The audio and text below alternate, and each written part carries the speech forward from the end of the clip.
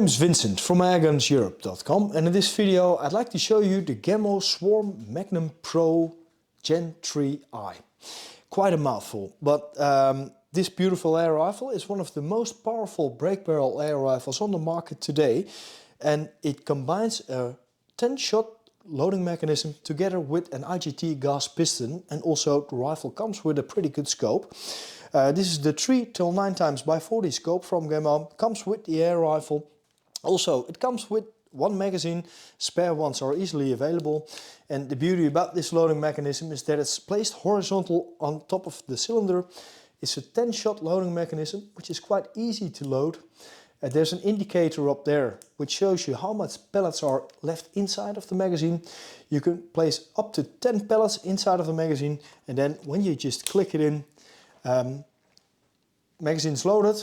Of course, the rifle is not armed yet. To load it, you just have to cock the barrel all the way through, and then there's a probe which pushes through the magazine and it places a pellet inside of the barrel. And then when you close it again, it levels out again to the cylinder, and then you load it. Then when you shoot the Gen3i, which is the lever on top of here, there's an inertia loading system up here, which basically means that the magazine will rotate till the next chamber by the recoil of the rifle. So the nice thing about this is that when you cock it, of course there are no pellets inside of it now, and if I do it a second time, it doesn't place a second pellet inside of the barrel. So you can't double load this air rifle, but when you shoot, the magazine will rotate till the next chamber. So you could count down pretty easily with this air rifle. It is quite easy to load, although it is a 45 dual air rifle, but it's a matter of holding the rifle correctly, because you don't want to do it like this when you would cock it, because yeah, that would be quite heavy on your shoulders and arms. But placing it in your hip, holding it up high, breaking it all the way through, and then closing the rifle again, it is quite easy. Now the rifle has got a blue finish on it, so you better watch out with rust and stuff. So I would suggest using gun oil like Brunox or Ballistol, which work really fine cleaning the barrel and keeping it nice and tight. The magazine, of course, there are spare magazines available. Now this is the basically it's the same magazine as the Gen 2, but it has the inertia feature on it as well, so that you can't double load it, but the normal Gen 2 magazines, they do fit in this air rifle. If I go back a little bit with this air rifle, this is the Gen 3, but of course there was a Gen 1. The Gen 1 loading mechanism first started with the Gamo Swarm and the Gamo Quicker. Later there was the Gamo Fast Shot with a wooden stock. Now with the Generation 1 loading system, the magazine is placed like this. And then of course when you would break the barrel, there was also a probe in there which pushed the pellet inside of the barrel. But this system was quite high, and then of course if you would drop it, it could break, so it was a little more fragile. And also they didn't have open sights on it, so it came with a scope, but there wasn't an opportunity to get this off and shoot without a scope because it didn't have any open sights. Then they came up with the Gen 2 loading mechanism with several air rifles, mainly 24 dual air rifles, but then there's also this one, which we still sell quite a lot of. This is the Gamo Replay IGT Gen 2. Now with the Gen 2, the magazine went from a vertical position into a horizontal position, making it possible to get open sights on an air rifle. So, and also, basically with the Gamo Replay, which was the last of the Gen 2s, it also had the inertia loading system on top of its magazine, and you can also place the Gen 2 magazine in here together with the Gen 3, because as long as it has the inertia, this fits. And so basically, if you would compare this air rifle, the Gamo Replay Gen 2, with the new Gamo Swarm, it is a different stock, of course. This one has more like a thumb hole stock. This is almost like a normal pistol grip. I really like the fit of this stock. There's a small space you could leave your thumb when you're shooting. It's both good for left and right-handed shooters as well. So it's an ambidextrous stock. Same with this though. This is also ambidextrous. But the rifles are both the same when it comes to the loading system and also the piston which is in there, also the moderator which is at the end of the barrel. The only difference is the stock and the fact that the Gen 3 loading mechanism comes with the scope, this air rifle, but it hasn't got any open sights on it anymore. So of course it comes with a good scope. It's the Gamo 3 to 9x40 scope, but there isn't an option to take this off and just use normal open sights because the rifle hasn't got any. So if you would want to buy one of these really powerful break barrel air rifles, but you would still want the opportunity to use normal open sights, then probably you would be better off buying the Gamo Replay. Or also this is called Swarm in the US, I believe, but over here in Europe it's called the Gamo Replay Gen 2. But the Gen 2 with this loading mechanism, it's got the same loading mechanism, but this one also has the open sights. So to my opinion, the Gen 3 loading mechanism is more like a follow-up if you would compare it with the Gen 1 loading mechanism, which was over there, because that was quite high. And this of course is flat and it's a really sleek and neat design and works perfectly. But this one hasn't got any open sights on it and there's no way to add these later. So that's the thing to remember. If you would want to buy this air rifle, it's only good for when you would want to shoot with a scope and not without. Apart from that, like I said, it has the moderator on there. Of course it does a little bit, but it still makes quite a bang because of the fact that the piston is going forward and you can't, there isn't really a way to get this less noisy. Even if you would put on an extra silencer, the noise comes from the piston going forward, of course. What does help is that it's an IGT piston, so the cocking, of course I've cocked it already, but it is quite smooth, and then again if you would shoot also, it's quite smooth as well. Now the rifle has an anti-bear trap on it because I loaded it right now, not with a pellet, but I did cock the spring. Now if I push the trigger right now, it wouldn't go off.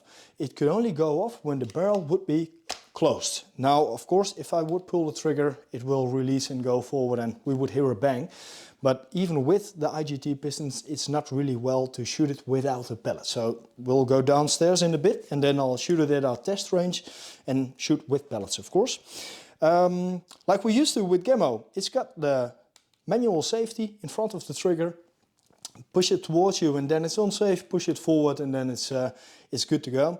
It's got the recoil reduction rail on there, which gives less stress to the scope if you would shoot, because of course this rifle has got a little bit of recoil on it. Comes with the scope inside of the box. Now if you would get one, this is typically the box from Gamo, in which every rifle comes in. Sometimes we get questions from people about the power of an air rifle. Now, we're based in the Netherlands, and in the Netherlands we don't have any restrictions on power of an air rifle, so you could basically get a real an air rifle which has the power of a cannon as long as it doesn't look like a cannon, because there are some restrictions on how a rifle looks, but there aren't any restrictions on the power of an air rifle, unlike some other countries, like Spain for example, because in Spain they have a power limit of 24 joules. So everything above that, I believe, is considered somewhat to be like a firearm and needs some paperwork probably. A few years ago I went to the factory from Gamo and had a really nice tour, and then you could see the difference in their storage facility, that they had the lighter air rifles from 24 joules or 7.5 joules. They were just laying in shelves. And then there was a special section where they had the more powerful air rifles, like these ones. They house them at a different spot, and every Gamo box, it says 24 joule and then there is a plus sign on there. Now that's for them to see if it has more power than 24 joules, they would probably have to handle it in a different way. So every 45 joule air rifle, or let's say a 29 joule air rifle, always would say 24 joule plus. So it doesn't say 45 on the box, but 24 joule plus. So if you would get one of these, it is the full power rifle, because that's the only version we sell in the Netherlands basically. I do have to say so that the 45 joule that they claim with the 380 meters per second wouldn't be with the correct pellet if you would test it, and we did of course, and you would shoot for example with JSB pellets, or like this one, the H&N Barracuda, which is quite a good pellet. It's quite a heavy pellet made out of one piece, so it's a solid pellet. Yeah, they just shoot excellent with these pellets, and with this we hit around 38 joules of muscle energy. So that is still quite high, but it's not the 45 joule they claim it was. You could probably hit that with some pellets, but then you wouldn't get a whole lots of accuracy.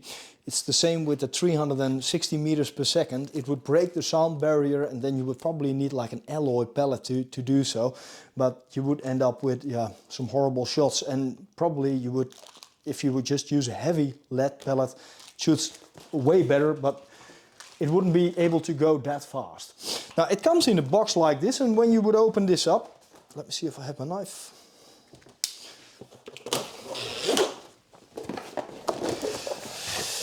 Now it is quite a narrow box, so for example, if you would want to transport it, it would be a good idea getting like a rifle bag or a case for it, because if you would want to mount the scope, which is in the front up here in the box, if you mount the scope on the rifle, it doesn't fit in the box anymore. So yeah, then you would need something. The scope comes with the correct mounts to place it on the recoil reduction reel, and then there's the magazine up here. Now to calibrate the rifle is quite simple, but then again, you would have to know what you're doing, of course. It is a bit the same if you would want to calibrate open sights.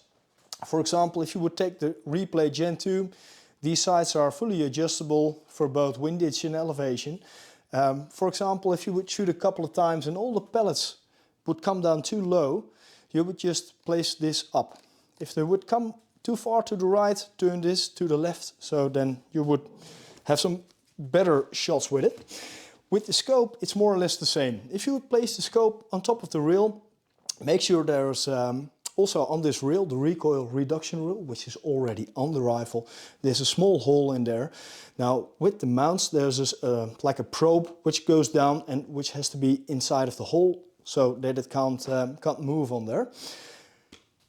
Then it's placed on there.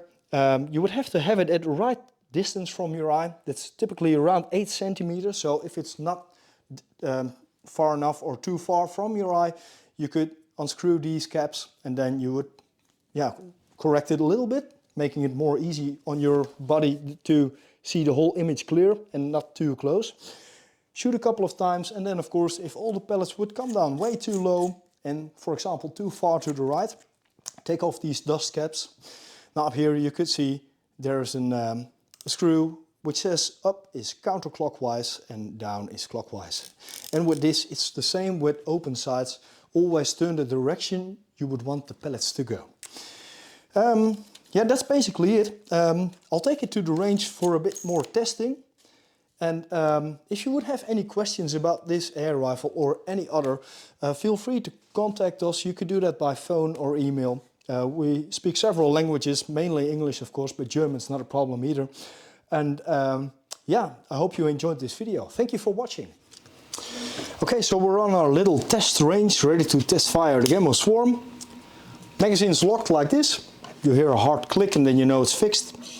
To break the air rifle, to break the barrel, is quite simple, but you would have to make it simple for yourself as well, because if you would hold it like this, it'll cost a whole lot of strength and you would get a sore shoulder at the end. So easier is to just place the buttstock, which is made out of rubber, in your hip, hold it like this and break it as high as you can, all the way through. Now there's a probe in there which pushes the pellet inside of the barrel from the magazine.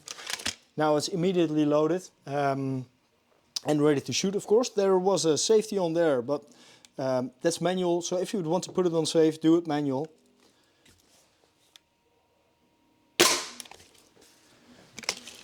Now you can immediately tell when there's an IGT piston in there, because this is a really smooth action. With a normal spring, of course, that works really fine, but it gives more vibrations and this is a quicker shot. So quite smooth, easy to cock and quite fast to load as well. And really powerful. Now for example, if you would want to take out the magazine, you can do that at any time. So now there's 3 shots left inside of the magazine, but I can just take it out because it isn't cocked yet. If you would want to check if there would be something on the inside of the barrel, or for example you would want to clean it with a cleaning rod, you could also do that from this end. When you break it and then hold it a little bit back, you can lift this lid up here, which normally holds the magazine in place, When you lift this up, you can take a look on the inside of the barrel, which gives you also access to clean it, because you would want to do this from this end and not from the front end, because in the moderator there are lots of baffles, and of course you could damage or break them. So it's easier to do this from this end. Then again, now I cocked it, of course, there's no pellet in there, so place the magazine back and do it again. Now it has got a pellet inside of the barrel. Now, if you would be interested in this air rifle or in any other, you could contact us. You could subscribe to this YouTube channel for even more airgun videos. We tend to make a whole lot more. Well, thank you for watching. Bye-bye.